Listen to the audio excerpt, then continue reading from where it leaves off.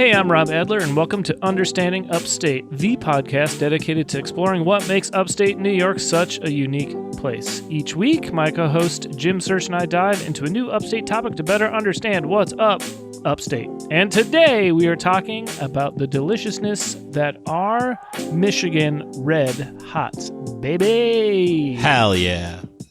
Jim, have you ever had a Michigan Red Hot? You know what? I knew you were going to ask me that coming into this, and I was like, I'm going to hang my head in shame and say no. I mean, it's a very regional hot dog, so I'm not, not surprised by that answer. I mean, the closest I've come to, because they're out of Plattsburgh, the closest I've ever come to Plattsburgh is the possibility of me transferring to Plattsburgh when I was in college. That's the closest.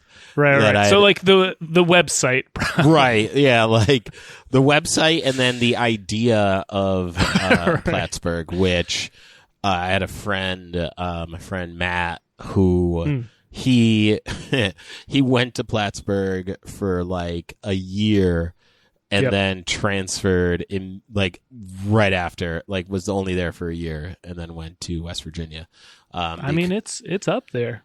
I mean, it's like the top of New York State. Like, it's 30 minutes from the border. Yeah. Not even maybe. It's like, I've also never been to Plattsburgh, but I've had a Red Hot. You have. Because it's there. I mean, obviously you can get them in Plattsburgh, but you can get them in the Adirondacks region, particularly like the northern Adirondacks, which is where I've gone quite a few times. Sure. So they're in that general area, but Plattsburgh is kind of the epicenter of the Michigan Red Hot. As confusing as that is, sure, yeah, which we will be getting into. We will unpack that.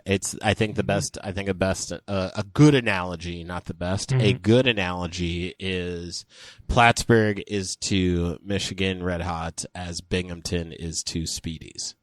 Yes. Right. Absolutely. Very, you know what? That is the best analogy as far as I'm concerned. Well, you know what? I want this is one of those things where it's like it wasn't up to me to say it. Sure. Yeah, I wasn't gonna. Yeah, humility is my strongest asset. Like I'm probably the most humble person ever. So like for me, you're working on your own hagiographical biography over there, aren't you? There's some hagiographical fun word we learned last week. The hagiography of James Search, in so much of my humility as like, not only are you the most humble, you're also the most ethical. You're the most ethical man ever. Like I was like Forbes did a top 50 most humble people. And sure. I've ranked first place 5 years in a row. So, 95 to 2000. So there you go. And it's up to everyone else to fact check that. And you got to do that on your time because we here to talk about some Michigan Red Hots, baby. You know what else they should do on their time? It's subscribe, rate, and review the show. And also share an episode with a friend. Maybe you want to start a cult. Well, we have we lay out a pretty good way to do that, at least for 20 years, and our previous episode on Nixium, which is fucking crazy. Right. And today is a lighter fare, a heavy hot dog. If you will. So, send that if that's more your cup of tea.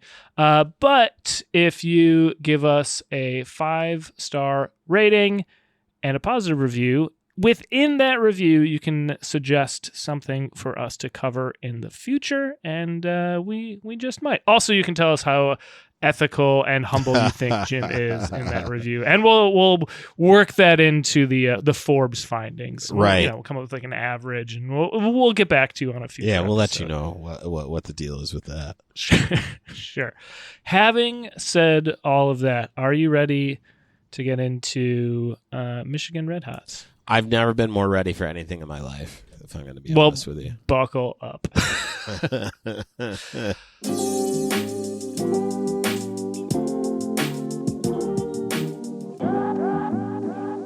A disclaimer up front. I had to do so much hot dog fact checking today, which is a phrase I am delighted to be able to say. It was actually, I mean, I went down so many different hot dog rabbit holes, like it was delightful. But that being said, the origins of the Michigan hot dog itself are somewhat disputed, though most people in the Plattsburgh region kind of have one accepted favorite origin story, much like when we talk about Thousand Island dressing. Again, there were some different claims, a lot of parallel thought and parallel innovation at the time. A similar story here, and actually kind of a similar time period. So just a disclaimer, this is the best case I can make for the Michigan Red Hot with the information that is available on the internet. Sure. And to really do this justice, we got to go all the way back to the ancestral hot dogs of yore to really get the proper lineage for how we got this very specific Michigan hot dog in upstate New York. So we're going to start at one of my favorite places, a place we've actually that's been mentioned on the podcast before, one Coney Island. Sure. Yeah. Which of course is a neighborhood in Brooklyn, right? So the Michigan Red Hot, or the Michigan hot dog, or just Michigan, as it's sometimes referred to, is a variation on a Coney Island dog, which, don't worry, we're going to get into the various variations of that there are. Sure. So Coney Island hot dog, a Coney dog, or a Coney, is a hot dog is a hot dog and a bun topped with a savory meat sauce and sometimes other toppings. Pretty wide, broad, general definition. Right. It's often part of a menu of classic American diner dishes and often at Coney Island restaurants. This is a big thing in Michigan. It's just you like Coney Island is a synonym for diner. Interesting. Right. I didn't know this, right? Yeah. It is largely a phenomenon related to immigration from Greece and the region of Macedonia to the United States in the early 20th century. But birth of the... Here's my question, though, is what is the connection of Coney Island to Michigan? That's... Jim, I'm glad you asked, because we are gonna. I haven't even started. Okay. I'm just setting the table, putting out the silverware. We're about to place some buns on plates. Okay. Okay. You ready? Okay. Good. So the origin of the Coney dog. Here we go. There was a man by the name of Feltman who was born in 1841. We're going back a ways back in Germany. He emigrated to the United States in 1856 at the age of 15.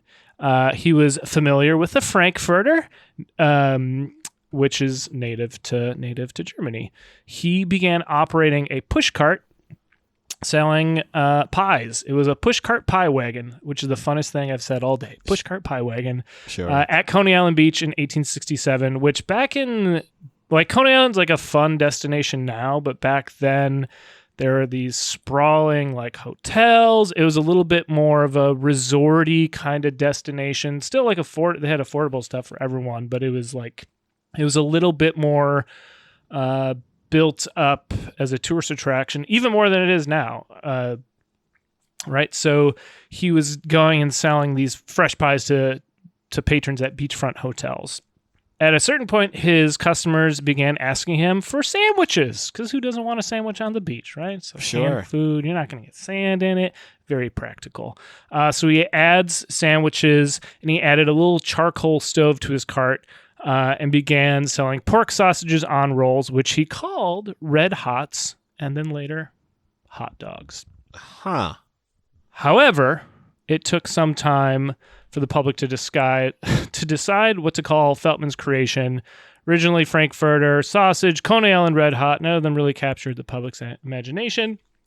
Coney Island chicken and weenie from the Austrian Wienerwurst, I don't know. But it was popular uncertainty about exactly what kind of meat was in these casings that ultimately determined they would be called hot dog. It's the most American sentence I've ever read. Yeah, I was going to say, that is there's a lot of America energy right there. Like, Indeed. First, I don't know what kind of meat it is, but I'm going to eat it. Yeah. Right? I will not let my uncertainty get in the way of my hunger. And since I don't know what's in it, fuck it. Yeah. Like, doesn't get more American than that, baby. And, we're recording this a couple days before the hot dog eating competition, right? So, this famous Coney Island occurrence that I think is usually broadcasted on ESPN. Sure. Which, Jim, don't worry. We're going to talk about Nathan's. You're doing such a good job at foreshadowing. This is great. Yeah. On that note, in 1871, Feltman leased land and began building out a restaurant complex. It kind of reached its peak in the 1920s, serving nearly 5,250,000 people a year with a huge restaurant complex. And it's like there were several restaurants, 2 bars, a beer garden, a famous carousel, and other attractions. Not to mention various types of hot dogs. So Feldman was killing it. Yeah. He's killing it. Until, so Feldman hired a one Nathan Handwerker. Might sound familiar. Nathan, huh? Mm-hmm. As a roll slicer who would soon quit and found his own rival, Nathan's, who now hosts the hot dog eating contest. Nathan undersold Feltman, offering hot dogs for 5 cents instead of 10 at a more downscale operation than Feltman's. Can you imagine if Feltman's endured and like hot dogs were this like fucking this ritzy experience, like beer gardens, there's waiters for your hot dogs. You're out at the beach, like beautiful boardwalks. This is how the rich played, man. Right? Yeah, man. This and Jell-O, I tell you. I tell you. So, over the years, Nathan's became the most successful and iconic Coney Island hot dog purveyor. Now there's a nationwide brand. You can buy Nathan's at the grocery store nationwide, etc. They become the dominant hot dog seller in Coney Island. So, in true American fashion, Nathan's really held up the flag of capitalism here, right? Which is indeed stomp out your competition and take over the market Not share. only your competition, the person who taught you everything, arguably. Yep. Again, like nothing more American than that. No loyalty. Yep. You're loyal to $1, mercenary style. Like not even $1, just 5 cents, Jim. Those hot dogs were 5 cents. Yo, man. I mean, listen. There's a reason why there's a reason why there's a Nathan's hot dog eating competition and not a Feltman's hot dog eating competition. There you go. You know what? I'm gonna go down to Coney on the 4th, and I'm gonna make little banners, and we're gonna start it up. We're gonna start up a Feltman's hot dog eating competition. Where's Feltman? That's a great sign. That's a great sign to make right there. I love it. I'm doing it. Everyone look out for me on the ESPN recap that you'll be watching today because it's the day after. Anyway, I wouldn't actually coincidentally be the first person to storm the stage at the 4th of July hot dog eating contest. Because it's about freedom. Right. Anywho, so we've established the dominance of the hot dog at Coney Island. Right. How does Michigan, the state, not the dog, play into this? So virtually all Coney Island hot dog variations were developed independently by immigrants in the early 1900s, many fleeing the Balkan Wars, who entered the United States through Ellis Island in New York City. There's many family stories of all these original proprietors in the state of Michigan that like they went to go visit Coney Island after they made it to the United States, right? This is the first place they are. They're going to go check out like the fun place to visit, right? It's very much like an entertainment district. So all these immigrants get a taste for the dog down at Coney Island, and then eventually a lot of them move to Michigan. And we'll get into the several Michigan variants based off of a couple different cities. The Detroit version is one of the more popular ones, which we'll talk about right now. So the most influential chili dog stands in Michigan are the American Coney Island and Lafayette Coney Island restaurants located next door to each other in downtown Detroit. The American Coney Island restaurant was founded in 1914 or 1917. Again, confusing facts. By Greek immigrant Konstantin Gust Karos. Gust brought his brother over from Greece and helped him open the Lafayette Coney Island restaurant next door. So they own both. There's a fierce rivalry between the two restaurants. That makes no sense. But again, here we are. So much angst, so much violence in the world of hot dogs. We're not even. But are they owned by the same people, or did the brothers split off at a certain point? Who knows? I'm not going to answer. All right. Because we're not even upstate yet. We got to keep it moving. Yeah. So the Coney Island hot dog was developed in Michigan. It uses a natural casing beef or beef and pork European style Wiener version, also known as a Vienna sausage. It's also the preferred dog for a Chicago style dog. Everyone keep notes. There will be a quiz at the end. Yes. Again, this is a dog of German origin. It's topped, this is important, with a beef heart based sauce, 1 or 2 stripes of yellow mustard, and diced or chopped onions. The variety is a fixture in Flint, Detroit, Jackson, Kalamazoo, and southeastern Michigan, all with their own slight variations. We will talk about them, don't worry. The style originated in the early 20th century with competing claims from American and Lafayette Coney Island restaurants in Detroit and Todorov's original Coney Island in Jackson, though the longest continually operated Coney Island restaurant in the same location is in Kalamazoo, which opened in 1915.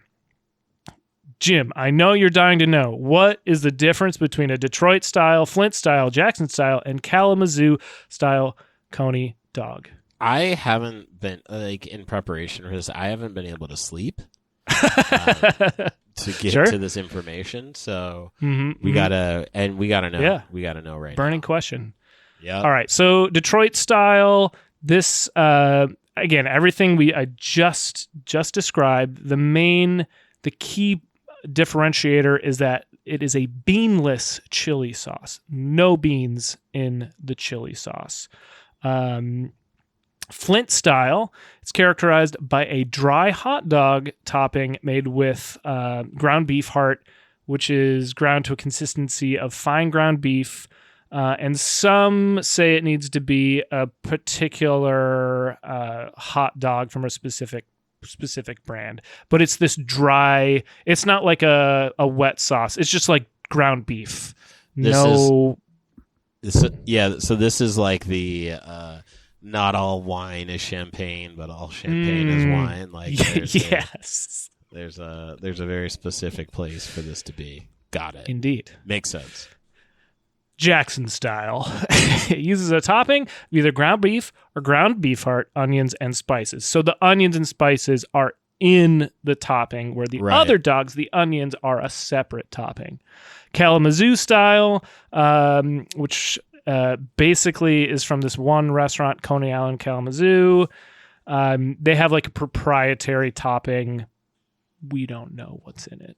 Yeah. But that's what's going down in Kalamazoo.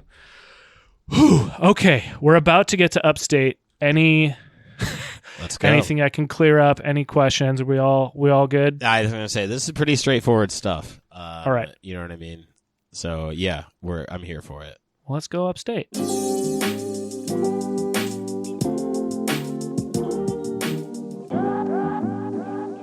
Okay, so we have this married couple, Garth and Eula Otis, who are originally from Detroit.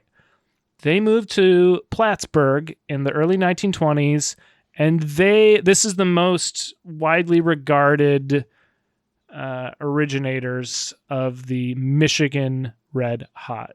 Again, there's some people disagree about who actually created it, but this is the the two people that get the most agreement Sure. in the Plattsburgh area. While they were living in Michigan, Eula learned to make the typical Coney Island meat sauce, probably for the Detroit style, and eventually came up with her own unique sauce. Once they then settle in upstate New York, they opened a hot dog stand on Lakeshore Road in Plattsburgh in 1925. It's possible that they didn't think people would have any idea what a Coney Island dog was. Again, they're big. They're huge in Detroit, but to what degree they've spread elsewhere. Right. They actually have some in northern Minnesota. Some people are doing them in Texas and I think Indiana. They're like, hey, let's just call them the Michigan style hot dogs. So that's what they call them to start with. And originally the stand was just called Michigan Hot Dog Stand. Eventually it became Michigan Red Hot Stand. Got it. Then this guy called Jack Nietzsche Rabin, also known as Irving J. Rabinowitz. Oh, okay. Too many names. Don't trust it. Don't trust it. We've learned this. I believe the elder Rockefeller had many. Red flag.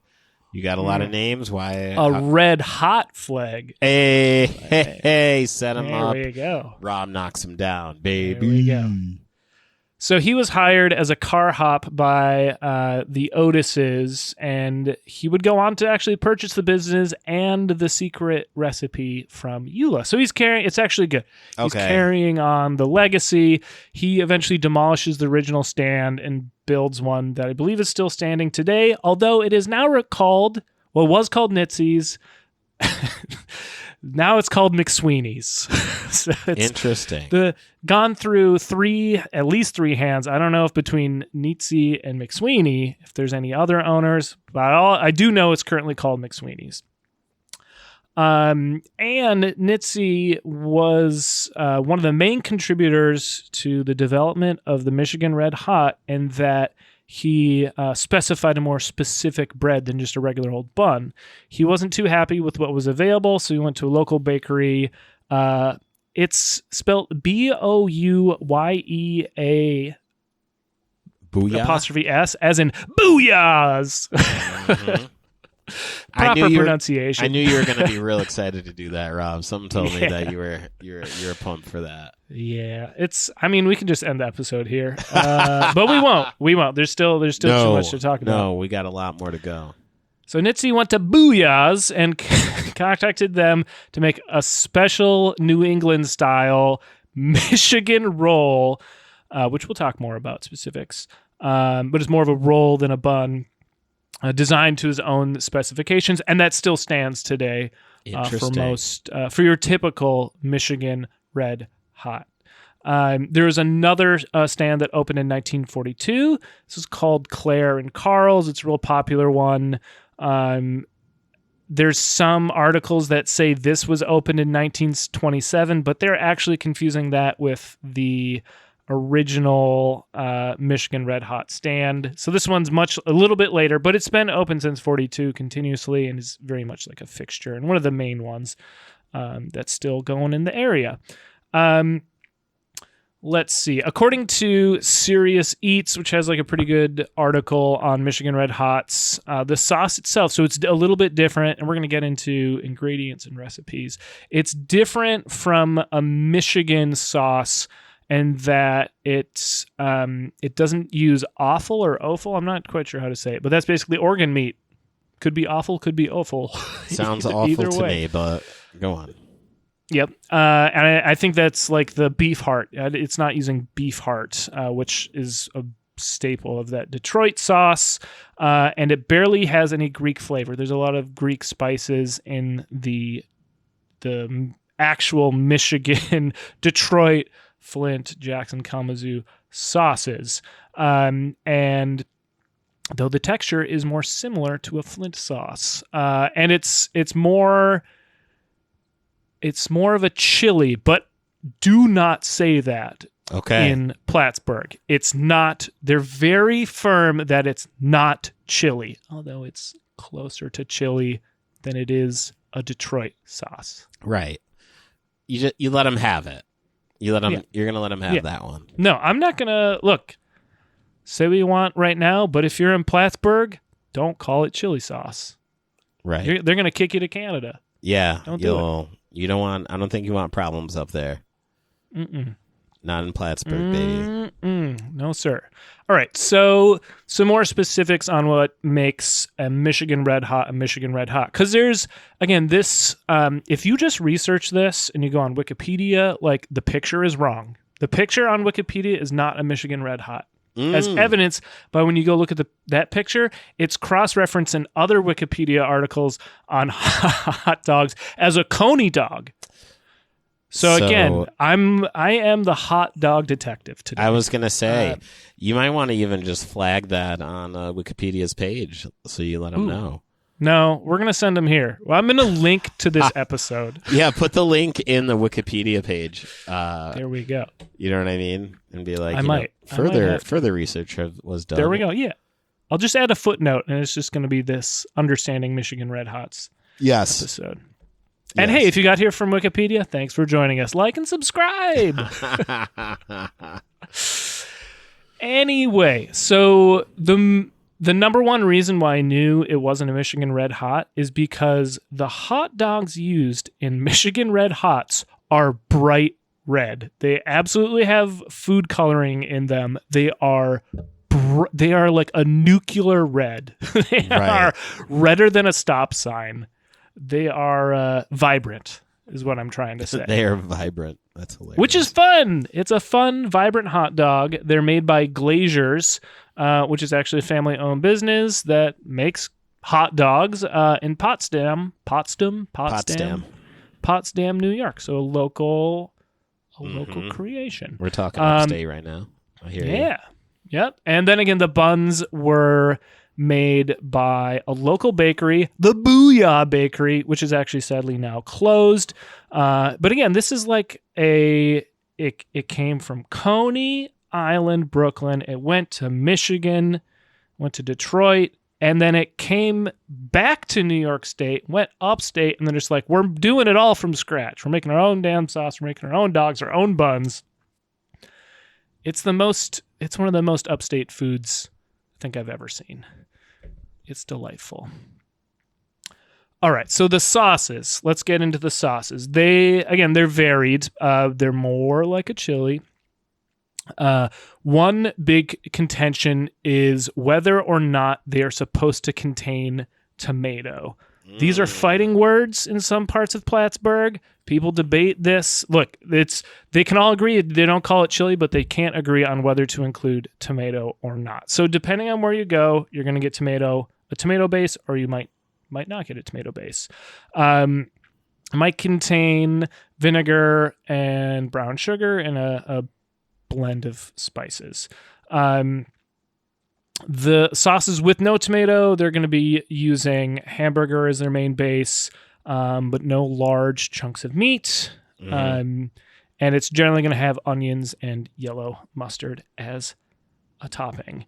In many instances, customers can order their dogs with onions under the meat. The term for this is ordering the dog buried. A little morbid, but we'll do it.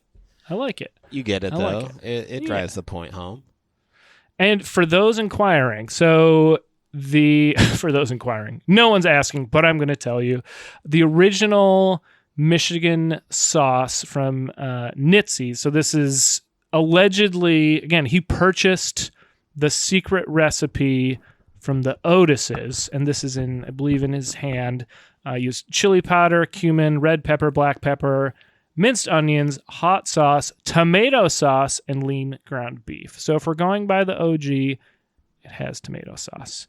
Right. And that's all cooked in a slow cooker for 6 to 8 hours, which I think is that's gonna be top shelf right there. Yeah, dude. And I'll also be like shitting for like 5. I'll be shitting for like 5 days if I were to go down this journey. I'll be honest with you. I don't know any reasonable person who wouldn't be on a toilet after that. Worth business. Oh, worth it. Yeah. Oh, I'm not saying it's not worth it. Sure. I'm not saying that you shouldn't do it. I'm just saying like understand what's in store for you post consumption.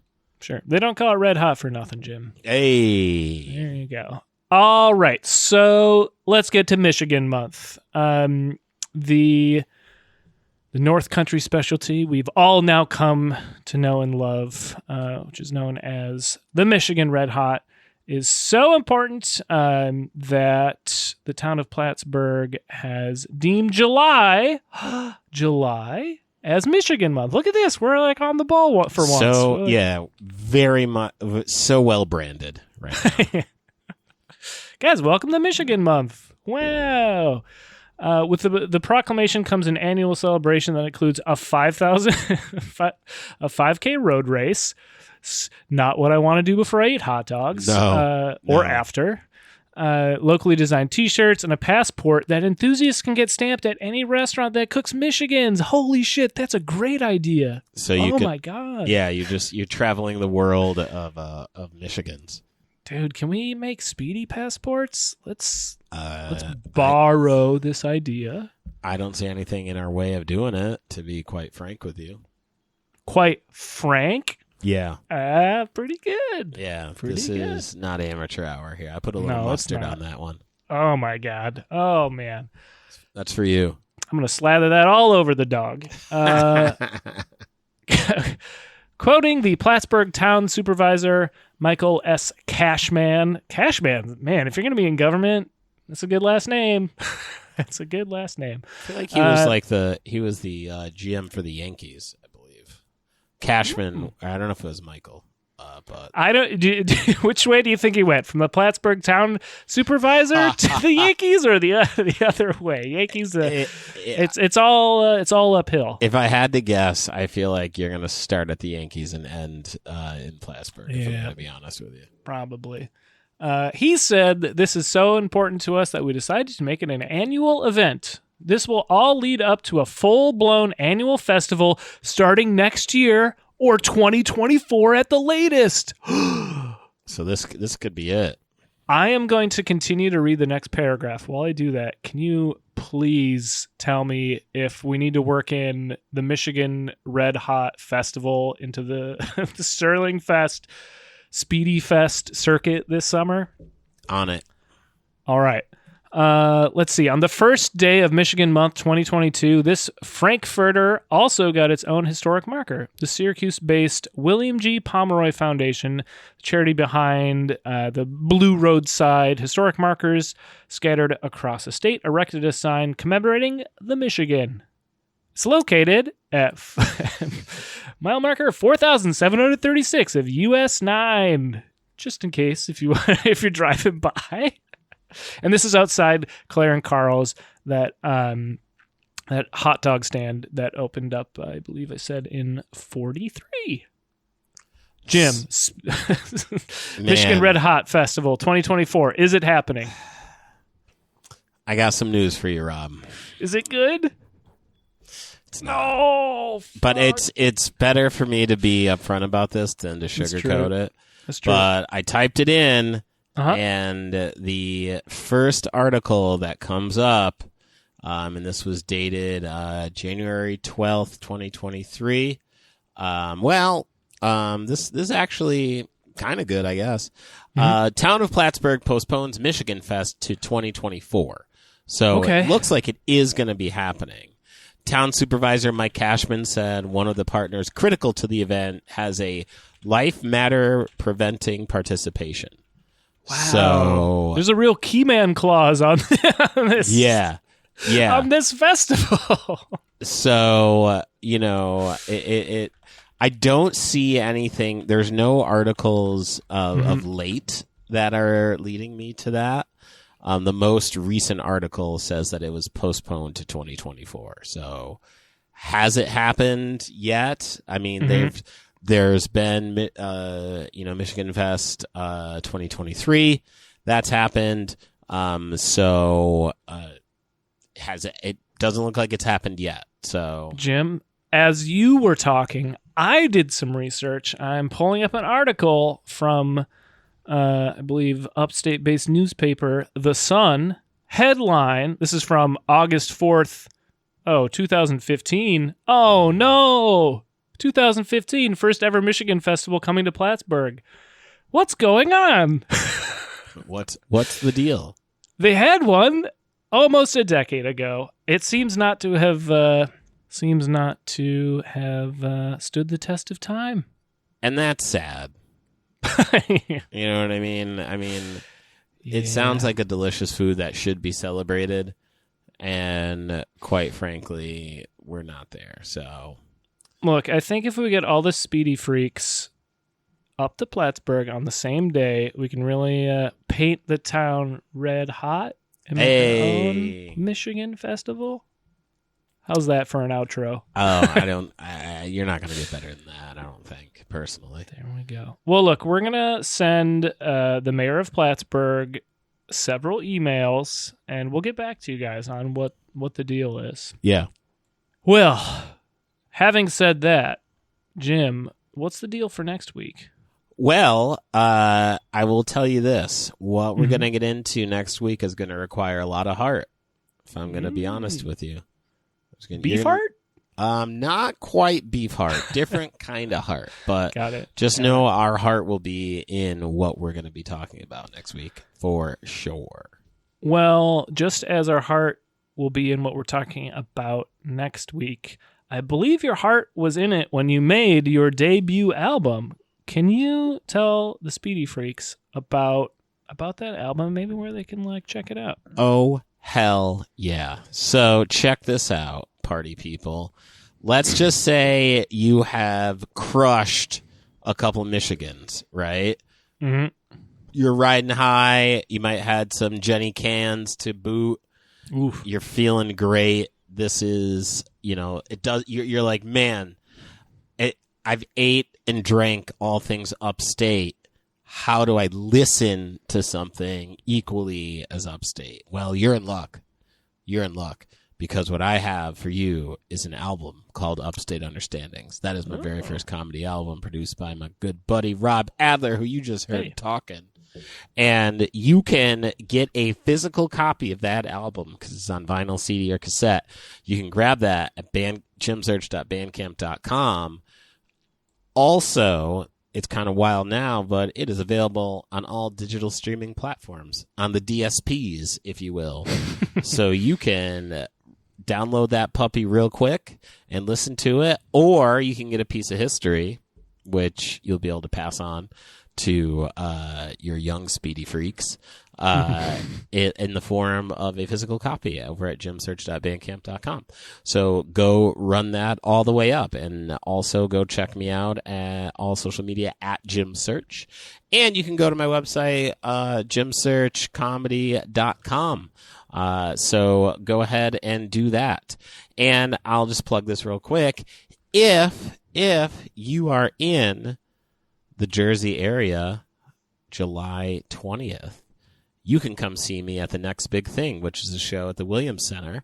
I'm going to be back there again. I was there last month and had so much fun that they're like, you know what, Jim?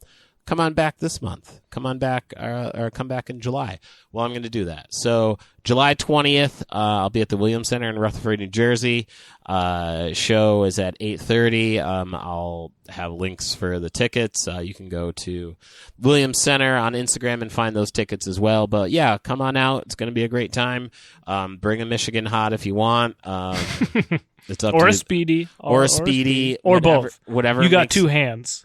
You do, and whatever is going to make you feel pretty, bring that with you, and I'll see you there. Now, Rob, they have listened to my album. They've listened to it twice, okay?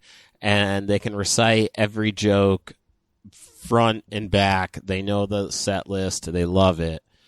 But they want more. They want more. They've heard words, but they want to hear something else. Do you have any recommendations for these folks out here? I do. Let's just say you drove to Plattsburgh and you're pumped. You're absolutely pumped for Michigan Month. You're ready for the Michigan Festival, but you arrive to find it's been pushed to 2025. You are distraught. The Booyah Bakery is closed. You don't know what to do. But I'm going to tell you. You're going to go to brooklynfrequency.bandcamp.com. You're going to download the album New York Sticky by me, and it's going to soothe your soul. You're gonna then go to Claire and Carl's. You're going to get a Red Hot. You're going to eat it. You're going to listen to the album. You're going to chill out. You're going to have a great time just hanging out in Plattsburgh. It doesn't have to be Michigan month to enjoy Plattsburgh in July. You got the lake right there. The Adirondacks are just to the west. It's going to be a great time. And the album is, look, it'll save a failed food destination vacation. That's a guarantee. It's a guarantee. So go grab my album. Also, check out our documentary that we just made available a couple months ago now.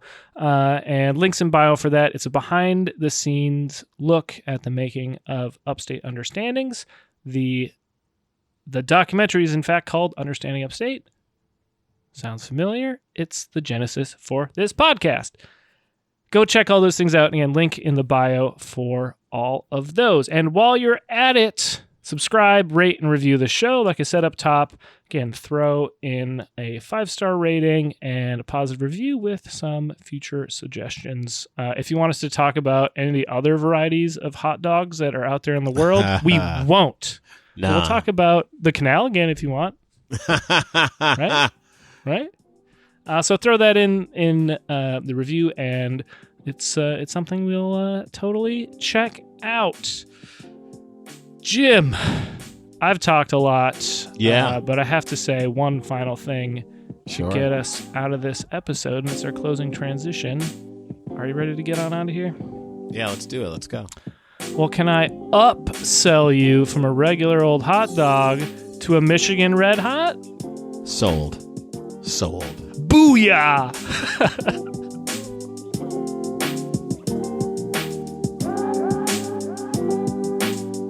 Understanding Upstate is a podcast hosted by Jim Search and Rob Adler, edited by Rob Adler, and music from Regal Monk.